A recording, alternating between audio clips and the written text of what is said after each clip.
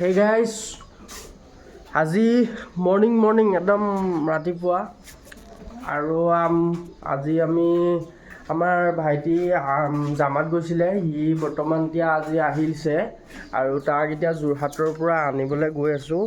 মই গৈছোঁ আৰু মোৰ লগত আমাৰ সৰু একদম যোনটো এইটো পোৱালি গৈ আছে।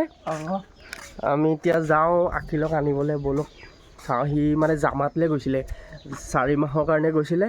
সি আহি আছে, এতিয়া আনোগৈ তাক। গাইজ এয়া চব এতিয়া আমি যোৰহাট পাবলৈ হৈছোঁহি। আগলে মেজিক এখন গৈ আছোঁ, পূৰা ফালিছিলি এয়া গৈ আছোঁ আমি। আৰু তাত পূৰা ৱেইট কৰি আছে আমাৰ আখিল। সি মানে ফোনৰ ওপৰত ফোন কৰি আছে, আহি ক'ত পালেহি। সি পূৰা ৱেইট কৰি আছে মানে, কেতিয়া পাংগৈ। আৰু এতিয়া গৈ আছোঁ। আমাৰ লগত আহিছে শ্বৰীফ দা এয়া, আৰু যোৰহাট টাউন সোমামগৈ আৰু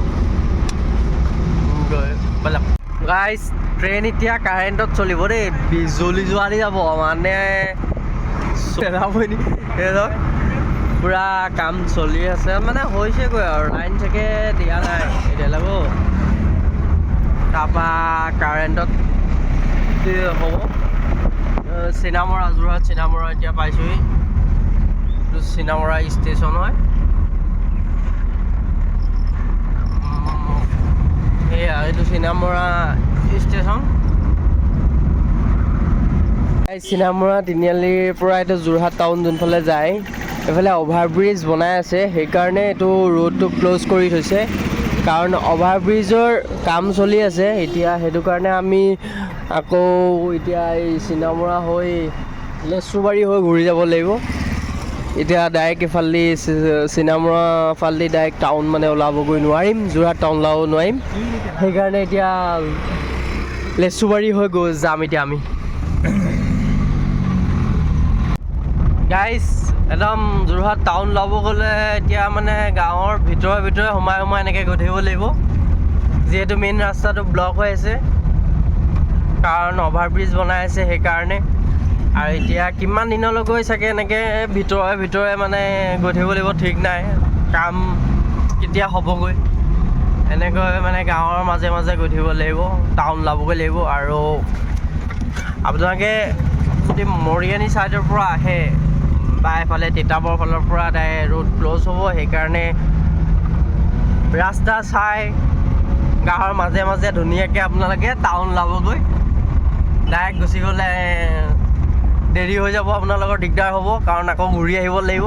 সেইকাৰণে নিজে বিচাৰি ৰাস্তা ওলোৱাই ল'ব গাঁৱৰ মাজে। এতিয়া আমি এটা ৰাস্তা ওলোৱাই লৈছোঁ, সেই ৰাস্তা মাজে এতিয়া গৈ আছোঁ। এতিয়া লেচুবাৰীত ওলামগৈ, লেচুবাৰীৰ পৰা তাৰপৰা এতিয়া টাউন ওলাব লাগিব, মানে যোৰহাট টাউন।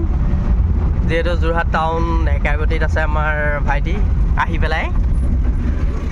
গাইজ এয়া যোৰহাট অভাৰব্ৰিজ, এতিয়া যোৰহাট টাউন সোমাইছোঁ আৰু, কাৰণ সেইফালেতো ৰাস্তা ব্লক আছিলে, সেইকাৰণে প্ৰায় বহুত দেৰি হৈ গ'ল আহি পোৱা।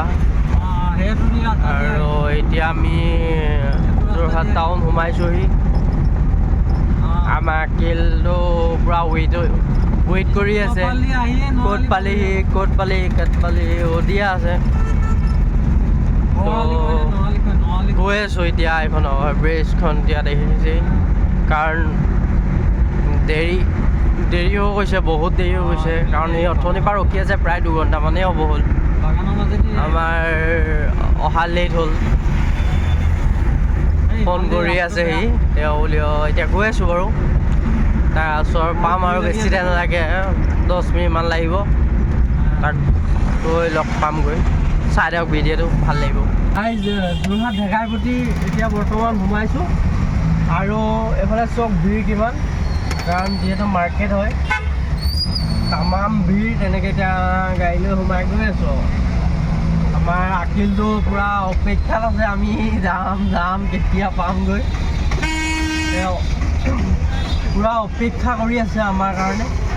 যিহেতু ইমান ভিৰ হৈ আছে আৰু ৰাস্তাও ব্লক হ'ল সেইকাৰণে দেৰি হৈছে প্ৰায় এয়া গৈ আছোঁ এতিয়া আমি তাৰ ওচৰত পামগৈ ভিৰ চাওক ভিৰ কিমান ভিৰ মাৰ্কেট বহিছে পূৰা ভিৰ চাওক বাহ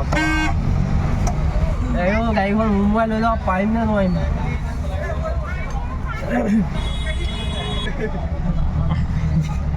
গাইছ সোমাব পাৰিম নাই গাড়ী লৈ বাপৰে ইমানে ভিৰ লাগি আছে যেনে তেনে আৰু সোমাই আছোঁ দেই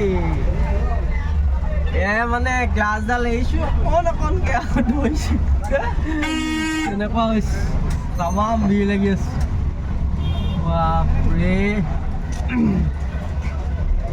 ইমানেই ভিৰ এইফালৰ পৰা ঠেলাত চব্জি লৈ আহি আছে এয়া চাওক আৰু আগফালে ৰিক্সা ঠেলা চব আছে এতিয়া কোনফালে যাওঁ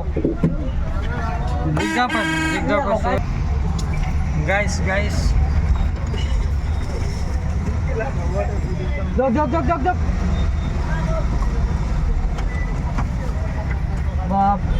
বাপৰে ইয়াত মানে যোনটো পইচা পাতি কালেকশ্যন কৰে মানে আৰু মাৰ্কেটখনৰ এতিয়া ৰাস্তা মোক মানে ফ্ৰী কৰাই দিছে মই ওলাই গৈ আছোঁ এয়া গিলাচে চিলাচে মাৰি দিব এতিয়া মানে তাৰপিছত হয় দাদা অকণমান আগলৈ কৈ দিওঁ মাই গড ওলাইছোঁ আৰু দেই প্ৰথম নাই কথা কি হ'ল পামগৈ আৰু দেই আপোনালোকে চাই ধৰক দেই পাই আছোঁগৈ আমাৰ পোৱালীক আকিলক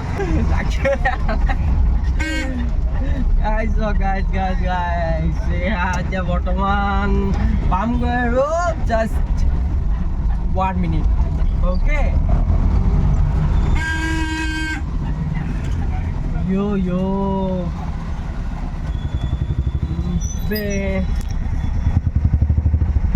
Turola Turola গৈছোঁ ইমানে ভিৰ এডোখৰ মানে আহোঁতে বহুত টাইম লাগি গৈছে দেই লাহে লাহে মানে খোজকাঢ়ি যোৱা মানুহবিলাকে মানে বহুত স্পীড গুচি গৈছে গাড়ী লৈ অহা মানে বহুত শ্ল' এতিয়া আমাৰ আকিল লাখ পামগৈ পাম এতিয়া লগ ইয়াতে আছে আগলৈ ক'লে আকৌ আগফালে ল'ব এই ক'ত আছে আমাৰ আকিলক এতিয়া পাম এইয়া ৰখি আছে নেকি তাতে মাশাআল্লাহ আমাৰ আকিল আহি ৰখি আছে ইয়াতে তাক দেখাওক আসসালামু আলাইকুম আকিল দা এইফালে চাই দিয়া আকৌ এয়া আমাৰ আকিল পাই গ'লো লওক গাইছ এয়া আমাৰ আকিল এইয়া আকিল আহি গ'ল আসসালামু আলাইকুম চুলি দীঘল কৰিলি চুলি কাটিলোহে ক'ত নহ'লে ইয়াত পালাগে এইটো 4 মাহৰ পিছত ৱাপছ হ'ব এতিয়া ঘৰ 4 মাহ ঘৰ চৰ দেখা যাব